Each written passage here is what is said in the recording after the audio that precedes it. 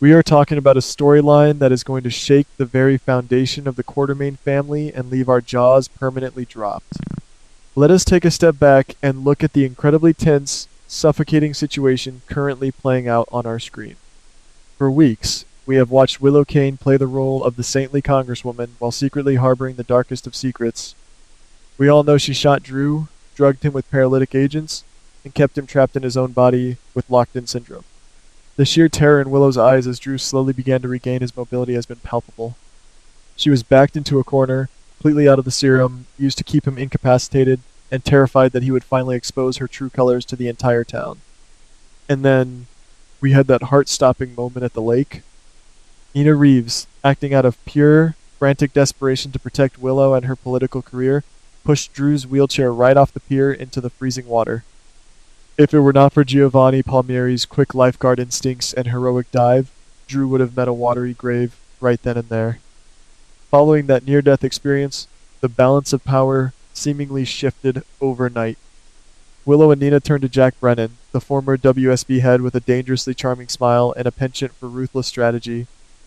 Brennan made a brilliant deal with Valentine Cassadine to secure that missing black box, which contained the ultimate leverage: hard, irrefutable evidence of Drew embezzling corporate funds. Armed with this blackmail material, Willow confidently confronted Drew. On the surface, it appeared that Drew had absolutely no choice but to yield to her demands.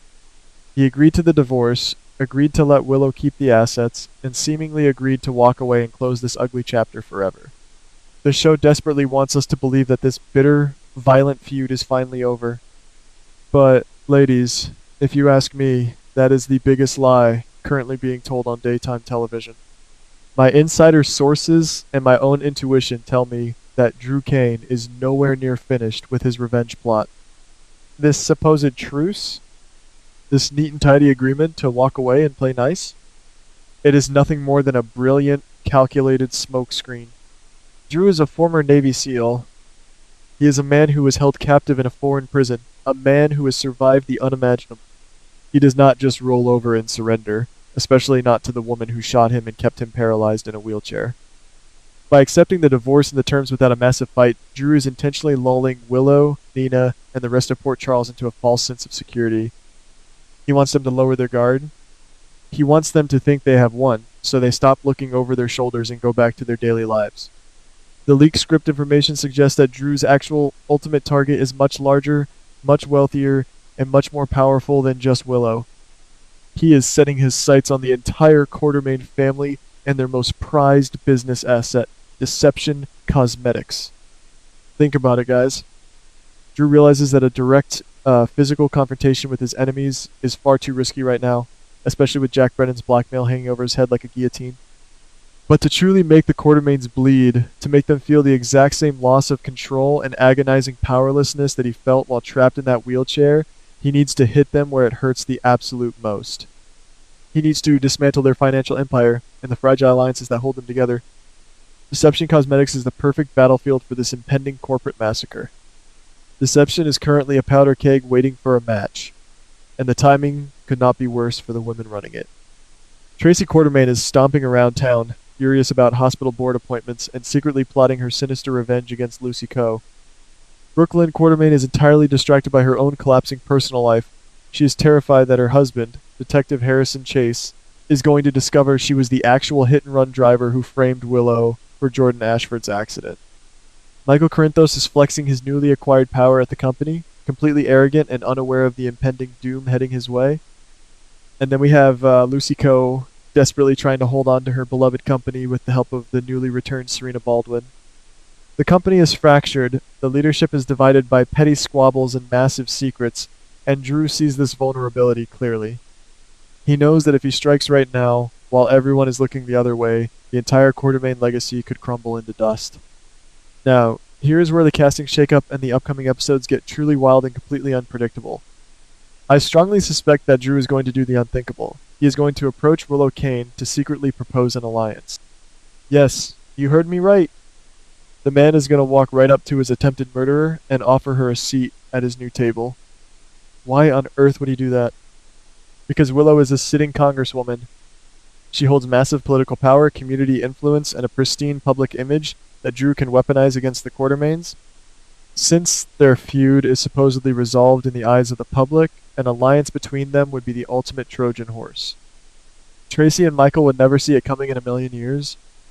Drew is playing a game of four-dimensional chess, realizing that keeping his enemies closer than his friends is the only way to execute this massive, hostile takeover. But Drew will not stop with just Willow. If you ask me, he is going to pull Nina Reeves and Jack Brennan into this twisted web of corporate espionage as well. Drew knows that Brennan has the deep underworld connections and the WSB tactical mind to orchestrate a hostile takeover without leaving fingerprints. Furthermore, Nina has the immense wealth and the deep-seated historical resentment toward the Quartermaines to fund the entire war. Can you imagine the absolute powerhouse this unholy alliance would be? Drew, Willow, Nina, and Brennan joining forces in the shadows to completely obliterate Deception Cosmetics.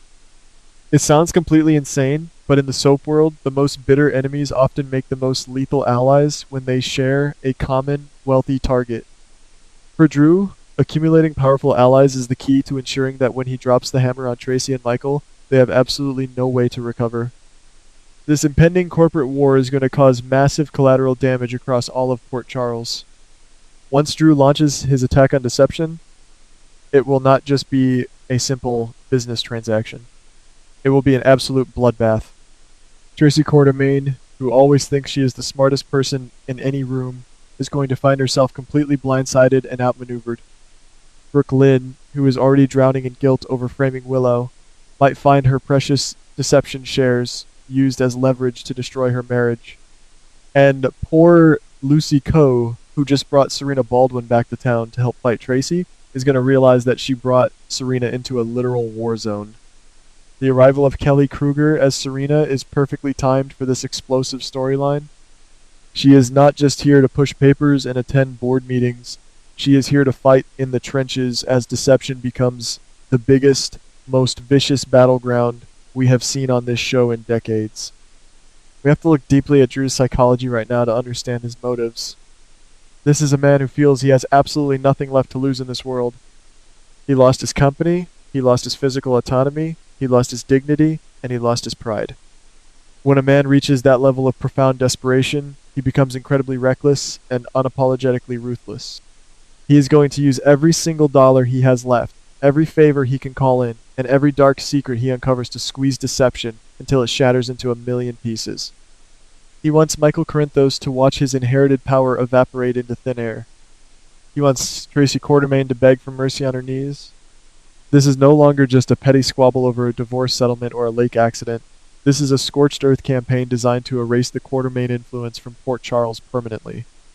The absolute climax of this leaked storyline is going to center around a shocking boardroom confrontation that is currently being filmed for next month's Sweeps Week.